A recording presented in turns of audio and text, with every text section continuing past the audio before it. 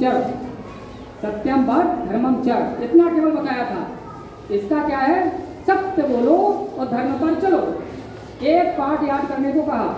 जब दूसरे दिन वो सभी विद्यार्थी, उनके क्लास के सभी जो सहपाठी थे गए, तो पूछा उनके गुरुजी ने, किस किसने पाठ याद कर लिया?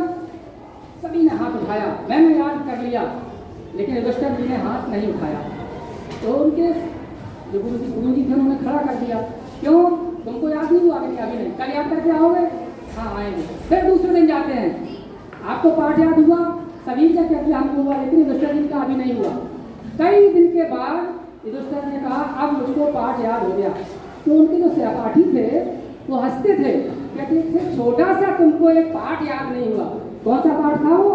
सत्यम वद, सत्य बोलो, धर्म पर चलो, इतना सा पाठ याद नहीं, हम तो तुरंत सुना दिए। युधिष्ठिर जी ने कहा नहीं, हमको इतने दिन के बाद इसलिए याद हुआ, केवल बोलने से नहीं, मैंने अभ्यास किया कि आज से मैं कभी जीवन में झूठ नहीं बोलूँगा, सत्य पर ही चलूँगा। ऐसा उन्होंने, और सारे जीवन युधिष्ठिर क्या हुए, सत्य पर चले।